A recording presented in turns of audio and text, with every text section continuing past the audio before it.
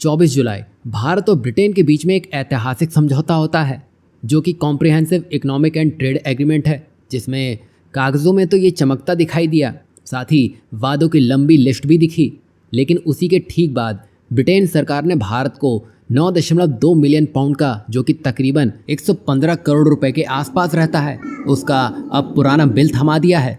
सोचिए ज़रा, जब ब्रिटेन ने भारत से 200 सालों में करीब 45 ट्रिलियन डॉलर की दौलत लूट ली, तब किसी बिल या हिसाब की बात नहीं हुई। साथ ही कोहिनूर अभी भी ब्रिटिश ताज की शोभा बना हुआ है। वहीं भारतीय आर्टिफैक्ट्स और हेरिटेज आइटम अब भी ब्रिटिश म्यूजियम में ही बंद हैं, जिस पर भारत को अभी तक कोई मुआवजा नहीं मिला है। तो आज जब वही देश 9 मिलियन पाउंड के लिए बिल भेज रहा है, तो क्या ये थोड़ा दोगला सा नहीं लगता है? अब देखिए, लंदन के कुछ खास इलाके हैं, जैसे सेंट्रल लंदन। अगर कोई गाड़ी दिन के तय घंटों में वहां जाती है तो रोजाना 15 पाउंड का चार्ज लगता है। मकसद है सड़कों से ट्रैफिक कम करना, ताकि लंदन थोड़ा जाम रहित रहे। बात तो ठीक है, लेकिन कहानी यहाँ से असली मोड़ लेती है।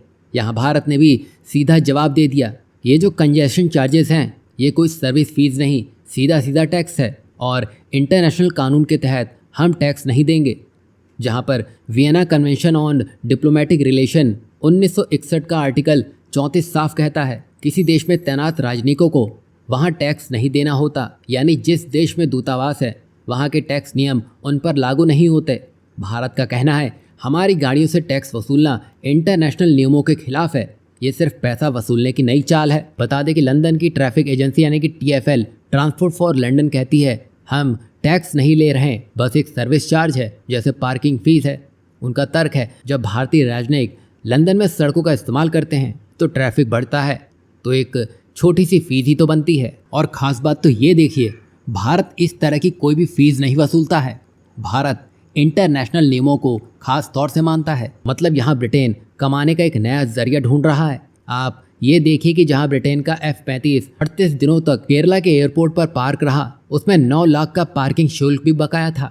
भारत सरकार ने सद्भावना और मजबूत रक्षा सहयोग के संकेत देते हुए इस शुल्क को ही माफ करने का फैसला किया। मतलब भारत के लिए दोनों देशों के बीच के रिलेशन को मजबूत करना यहाँ जरूरी लगा। और यहाँ पर भारत अकेला नहीं है, दुनिया की और भी महाशक्तियाँ इस कतार में हैं, जिसमें अमेरिका का 15 मिलियन पाउंड, जापान का 10 मिलियन पाउंड, साथ ही नाइजीरिया, चीन और रूस, जिनका कई मिलियन पाउंड बकाया है, जो कि 143 मिलियन पाउंड से भी ज़्यादा है, यानी कि 1500 करोड़ रुपए के आसपास। यानी दुनिया के बड़े बड़े देश ब्रिटेन की इस मांग को बकवास मान चुके हैं।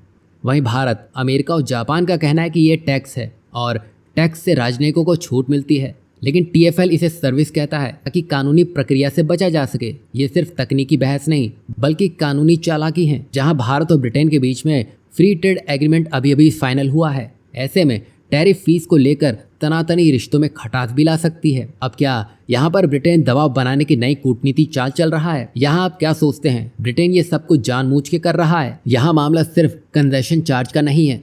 सवाल यह है कि क्या ब्रिटेन आज भी उपनिवेशक सोच में जी रहा है? क्या वो इंटरनेशनल कानूनों को अपने हिसाब से तोड़ मरोड़ रहा है?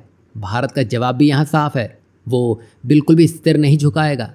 पहले तुम अपने पुराने हिसाब क्लियर करो।